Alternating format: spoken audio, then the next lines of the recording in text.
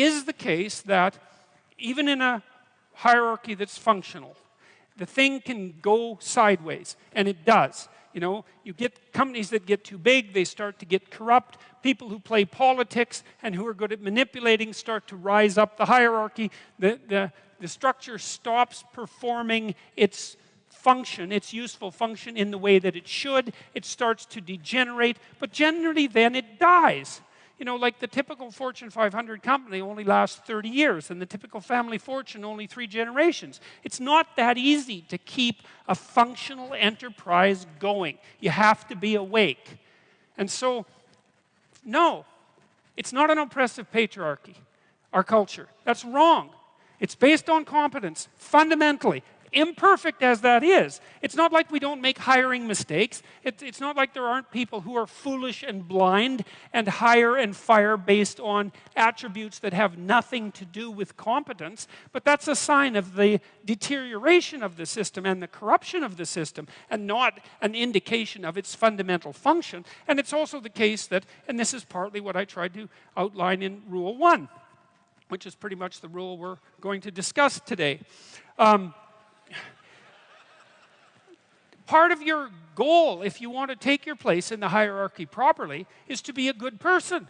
And that was the argument I was trying to make in the chapter. Not that you're supposed to be like the most brutal crustacean on the block. You know, it's so foolish. It was Kathy Newman, I think, that asked me in the UK. So you're saying that human society should be organized along the lines of lobsters. It's like, look, lady, if you're gonna insult someone, you might want to try accusing them of something, of believing something that someone somewhere believed at least once in the entire history of the human race. And not that. Yes, absolutely. Lobsters for everyone. You know, that's how, what I was trying to make the case was that we have this very old system in our nervous systems, which is very old, which keeps track of where we are in hierarchies, and that regulates our emotions because of it, because it's really important to you, and you, and you, and you. If you're not completely bloody psychopathic, that you have a place in a social hierarchy, and that you're admired and respected and valued by other people. And it's so important that the neurochemical system that keeps track of that regulates your other emotions, so that if you're low on the totem pole because, well, for whatever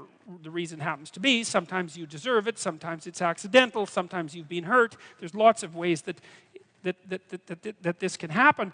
Your serotonin levels plummet like a defeated lobster, and then you feel way more negative emotion about everything and way less positive emotion about everything. And that's absolutely dreadful. Like that's clinical depression, and it's a terrible, terrible condition. And so it's absolutely crucial that you maintain a tenable position in a hierarchy, and not one of power, but one of competence. And at least even if you're not in a position that's tenable, you're moving upward towards one that's tenable, because that at least gives you hope. You know, because maybe you're young and useless and you don't know what the hell you're doing. You're just getting started. And so you're a low man on the totem pole, but it's not like you're stuck there forever. You do some decent work. I had some kid tell me the other day, it was really nice. It was just last night.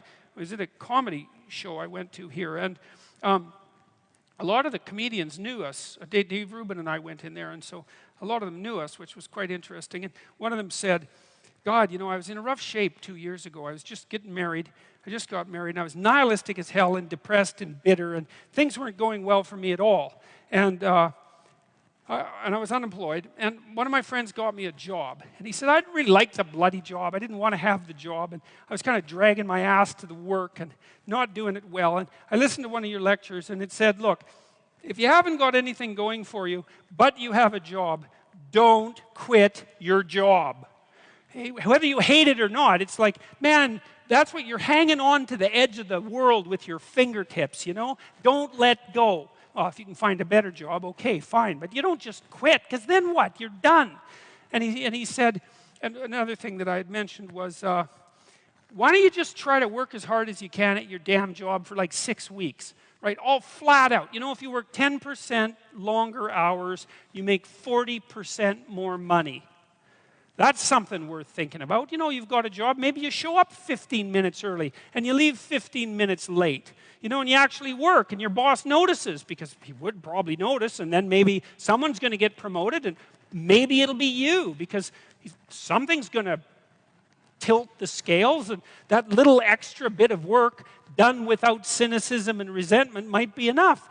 Well, he said he started at 21 bucks an hour, and in 6 weeks he was making $37 an hour. And it's not a king's ransom, man, but it's a hell of a lot more than zero, and it's quite a lot more than 21. He said his life had turned around substantially because he learned if he put some damn effort into it. And I'm not trying to be Joe Optimist here. Like, I know that people hit runs of bad luck and that things can take you out of life, right? Unfortunate illnesses and betrayal, and like there's no shortage of randomness and horror that can wipe you out even if you're doing your best. But you don't have a better bloody plan than to do your best, and it tends to work a lot better than you think. And what's so interesting about the hierarchies that people set up is that that's how they're set up. They're not set up on power. They're set up on reciprocity and skill and trust. Not always. You know, and if you're in a job where you work hard and you're a good guy and you're doing your best and your boss is a bloody tyrant and you never get a break, it's like, okay, fine. You're in a Foucault world. Get the hell out of it. You know, you get your resume set up, write your CV, fill in the educational gaps that you have, send out your 25 resumes a day, and prepare to make a lateral move, because you're in a bad place. But almost everywhere, and this has certainly been the case virtually everywhere I've worked, and I've had like 50 jobs, you know, if you go above and beyond the call of duty in an awake and intelligent way, interpersonally, socially, with regards to the diligence of your work, with regards to the truth of your attitude and your courage and all of that, that will work. And you know, if you try it for a year and it doesn't work, then go somewhere else, because you can, right? You're free. I mean, it's not easy. You can't just walk out the door and instantly find another job, but you're not enslaved. You could make a move. You could even decide that you're going to make a move and double your salary. You know, it's not a bad goal, and it's certainly a possibility. It's like, it isn't hierarchy. It's ethics that determines success in a functional society. It's ethics that determines success, not power. The rest of it's a bloody lie. And that doesn't mean that all our systems are perfectly ethical.